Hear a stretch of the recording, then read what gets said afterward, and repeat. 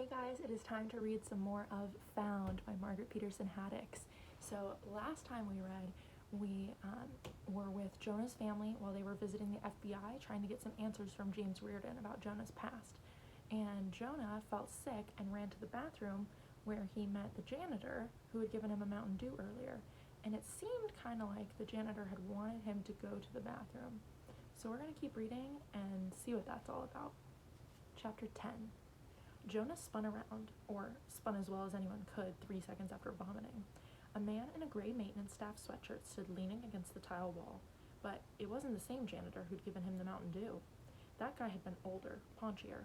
This guy was young and didn't really look like a janitor somehow. We've had to do way too much planning on the fly here. We just thought 20 ounces of Mountain Dew. At some point you'd have to leave the office and go to the bathroom, the man said, so we could get you a loan. Jonah realized he was practically trapped in the bathroom stall. To get out, he'd have to walk right past the man.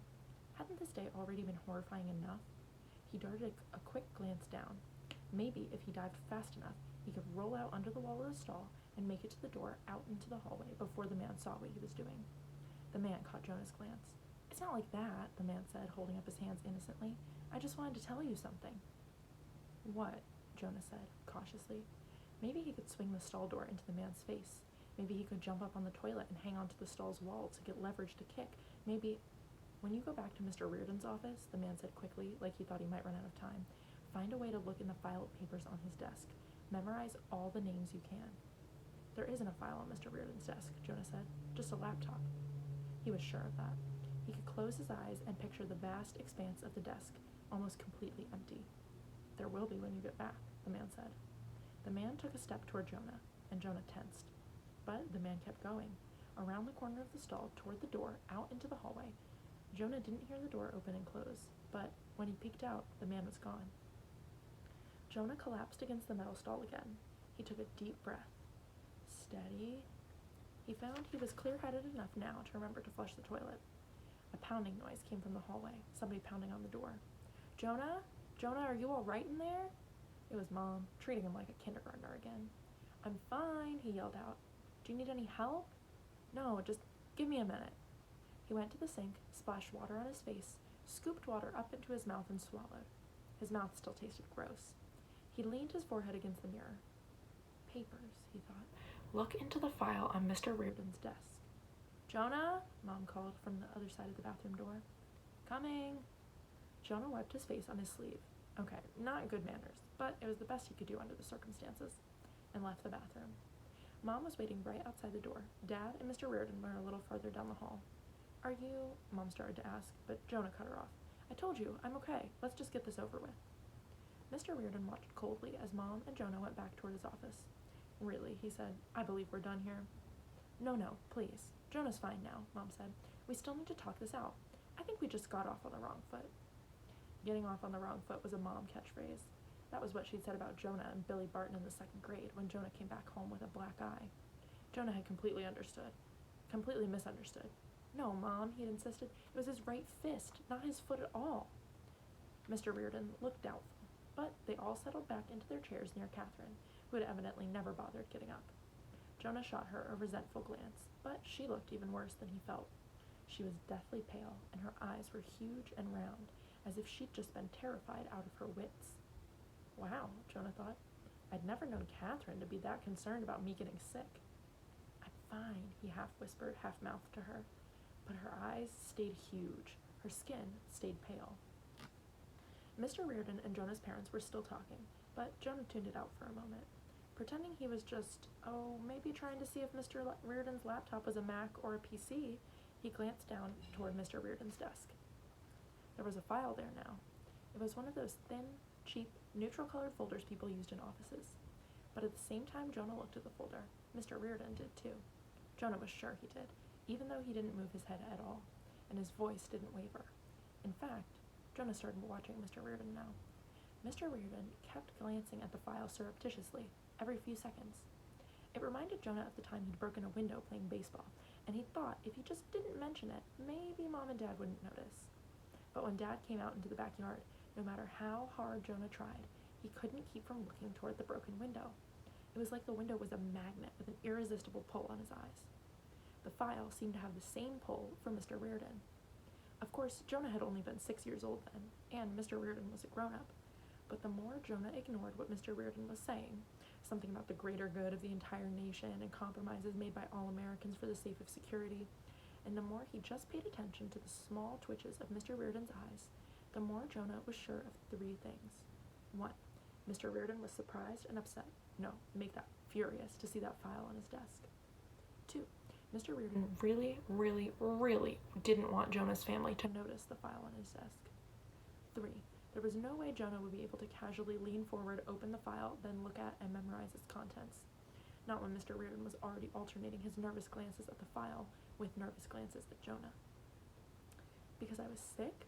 Because this whole meeting's about me? Or because he already saw me looking at the file? Really, Mr. Reardon was saying, I believe we've already covered this. I see no reason to continue this discussion. Oh no, Mr. Reardon was about to end the conversation and kick them out of his office.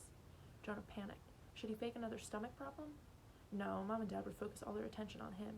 It would just give Mr. Reardon the perfect opportunity to hide the file. What then? Jonah glanced around frantically at the ceiling, the floor, the windows behind Mr. Reardon's desk. He glanced back at the floor a second time, at Catherine's red-striped shoelaces flapping out loose and dangling down beside the leg of the chair. Windows, shoelaces. Jonah pitched forward. Hey, Catherine, he said loudly, your shoelaces are untied. For a moment, Jonah was afraid she wasn't going to react. Why was she acting so freaky? But then she did lean forward, at least enough so their heads were below the level of the desk, out of sight. Then Jonah could whisper directly into her ear. I'm going to distract Mr. Reardon. Look inside that file on his desk. Memorize as much of it as you can. Catherine nodded, or at least Jonah thought she did. He didn't really have time to make sure. He straightened up. Well, Mom was saying, starting to stand up, we do appreciate you meeting with us, like I said before, but... What's that? Jonah interrupted, pointing out the window. He sincerely hoped Mr. Reardon had never been a middle school teacher, because if he had, he'd never fall for this. But Jonah tried not to think about that. He made his voice sound innocent and stunned. Was that like a ball of flame? He jumped up and dashed behind Mr. Reardon's desk. This was the risky part. He spun Mr. Reardon's chair around to face it toward the window. Catherine, now, he thought, but he couldn't glance back to make sure she was following instructions. He had to think about his own part. Look, Mr. Reardon, he cried. Can you... He tried to act as though a horrifying thought had just occurred to him. Can you see the airport from here? Mr. Reardon did stand up and peer out the window. It was getting dark outside, and the glass was tinted. The only thing Jonah could really see was parking lot lights. But Jonah hoped it took Mr. Reardon a long time to figure that out. Mom and Dad were clustered by the window, too. We are awfully close to the airport, Mom murmured. Oh, those poor people. Thanks, Mom. Nice touch. I don't see anything, Mr. Reardon said. Was there a flicker of suspicion in his voice? Maybe we're at the wrong angle, Jonah said. He crouched down a little, pointed. Over to the right, I think. There's nothing out there, Mr. Reardon said, and he sounded certain now. Wow, that's weird, Jonah said. Are you sure? From where I was sitting, it looked like... He shouldn't have said where I was sitting. Mom, Dad, and Mr. Reardon all turned around, looking toward Jonah's chair. Fortunately, Catherine wasn't poring over the folder at the moment.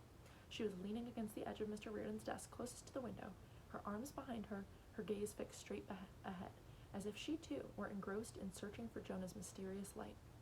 But how could she have possibly had enough time to look in the folder, memorize whatever was in there, and then position herself in front of the desk? Jonah's heart sank. His big act had been for nothing. I guess it must have just been a reflection, he said. Some of the disappointment must have crept into his voice, making it sound like he'd really been hoping to see a dramatic plane crash, because Mom said, a little disapprovingly, Thank goodness that's all it was. Then, Mr. Reardon was shoving them out, down the hallway, through the waiting area, out into the parking lot. Jonah didn't see a single other janitor, with or without Mountain Dew. Jonah held Catherine back as they approached the car, as soon as they were out of Mr. Reardon's view. Did you get to see any of those papers? He whispered. Not really, she admitted. Thanks a lot, Jonah said bitterly. He knew it wasn't really fair to be mad at her. She hadn't had any time, still. I did better than that. Catherine held up the cell phone. I got pictures. Chapter 11.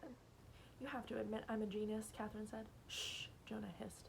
Mom and Dad were right in front of them, talking in low, grim voices, their shoulders hunched over in defeat and dismay. No, really, Catherine persisted. After what I saw, the fact that my brain worked at all is amazing. And then, to think of something like this. Can it, will you? Jonah interrupted the self-congratulations. We'll have to talk later. Right now, actually, Dad was already turning around, putting his arm around Jonah's shoulders. Jonah, I am so sorry about all of this, he said. This is not how the government is supposed to work. That man has evidently forgotten he's supposed to be a servant of the people, that the government is supposed to benefit us. Dad, I don't need a civics lesson, okay? Jonah shrugged away his father's arm. That Mr. Reardon needs one, Mom said. Oh, I can't remember the last time somebody made me so mad. The nerve. Threatening us? Her voice shook, and she turned quickly away to dab at her eyes. Jonah slipped into the car. He felt so strange already. The last thing he needed was to watch his parents having emotional breakdowns. Mom and Dad were getting into the front seat. Good, Jonah thought. Just drive away. You'll have to face forward for that. But Dad wasn't pushing the key into the ignition. He turned around in his seat and peered earnestly back at Jonah. I promise you, Jonah, he said in a husky voice, if you want us to pursue this, we will. That man had no right to imply that we would be punished for asking questions. You are an American citizen. He can't take that away from you. Just forget it, Jonah said harshly. He glanced over at Catherine on the seat beside him. She was holding out the cell phone. Names, Jonah thought. Maybe there's the name of a country. Maybe they're the names of a man and a woman, my birth parents. You're scared, Dad said. I understand. You shouldn't make any final decisions right now. Think about it. And Jonah, Mom began, sniffling a little. If you ever want to just talk things out, Can we just do that some other time? Jonah snapped. Sure, Mom said quietly. A silence enveloped the car. Jonah saw Dad take one hand off the steering wheel and slip it into Mom's hand. But they didn't try to say anything else to Jonah. Dad pulled out of the parking lot and was quickly out on the highway. The street lights and the lights of passing trucks and cars flashed intermittently into the car. Jonah reached for the phone in Catherine's hand. When they'd first gotten the phone, he'd spent about an hour taking pictures of wacky things, his big toe peeking out of his holey sneakers, the dust bunnies under his bed, a close-up of his guinea pig's eye. But he hadn't played with the camera much since then. It seemed to take him forever to navigate from menu to camera to saved pics. The first picture he clicked on was just a blur.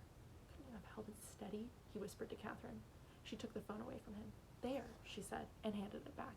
The phone screen was so tiny, it was hard to read anything. But Jonah could make out one line, a title at the top of an infinitesimally small list. The title wasn't birth parents or country of origin. It was witnesses. Chapter 12. Download it all, Jonah said. Hurry.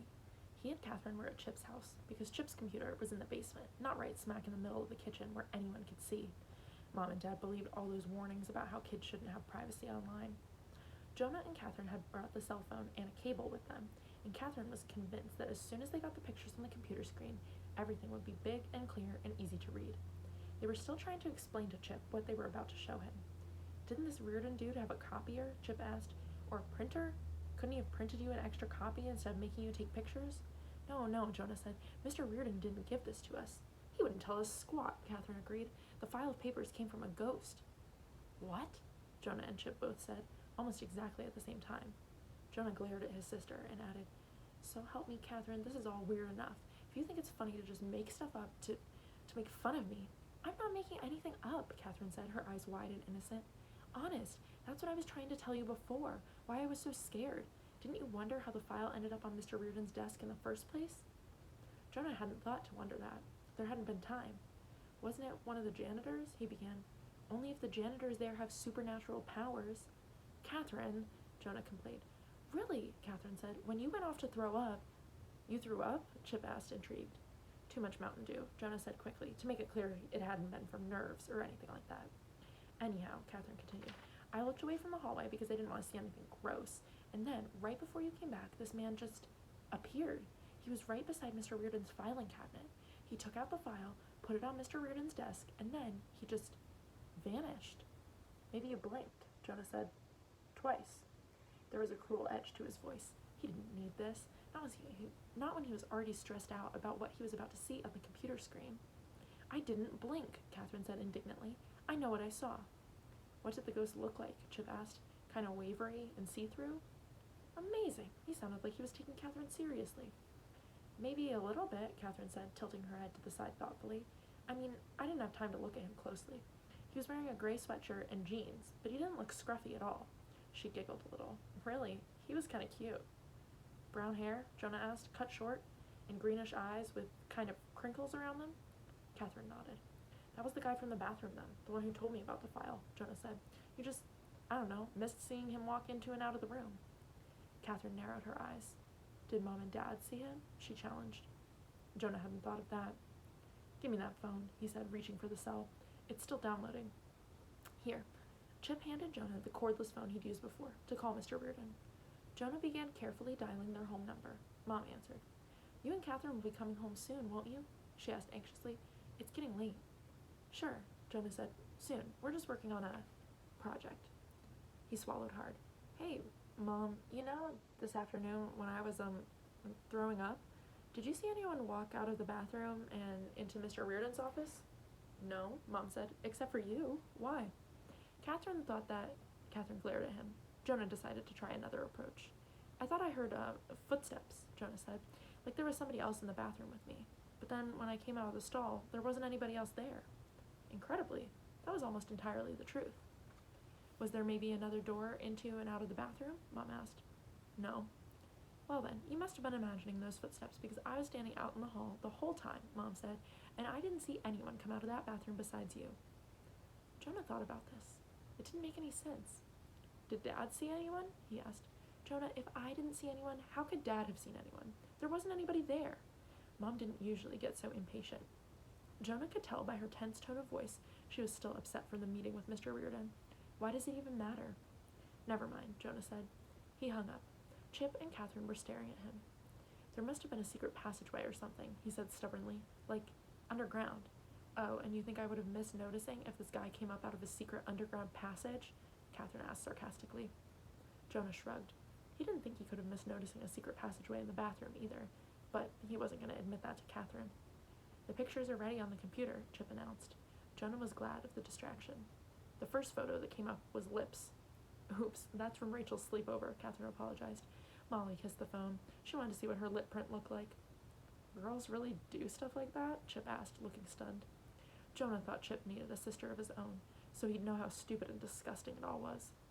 Catherine skipped ahead through the pictures. She stopped at the first shot full of words. Witnesses, it said at the top. Then below, Angela Dupree, 812 Stonehenge Court, 513-555-0804. You only got one of the names, Jonah complained. The rest is in the next shot, Catherine said. I was trying to follow a pattern, 6 shots per page, right side, left side, then down. Jonah supposed he really should be impressed that Catherine could have been so methodical only moments after seeing what she thought was a ghost, but he certainly wasn't going to tell her that. Catherine's angles were a little off, so she'd gotten only 2 shots with complete names and addresses and phone numbers, and 2 other witness names that could be pieced together from multiple shots. Jonah felt a wave of disappointment. What good does this do? He asked. These people could be witnesses to anything. They probably don't have any connection to me, except that some strange guy in the bathroom wanted to mess with my mind. No, Chip said. Take a look at this. Chip had sat down at the computer and was manipulating the images, piecing together several photos like a jigsaw puzzle. The second sheet of paper in the folder hadn't been titled Witnesses. It had been titled Survivors, and the last 2 names on the list were very familiar. Jonah Skidmore, Chip Winston. Alright, so we are going to stop there for today, but man, I cannot wait to find out what Jonah and Chip's names are doing on that list of survivors that was in an FBI agent's file. So make sure you guys come back tomorrow and we will keep reading Found together. Bye.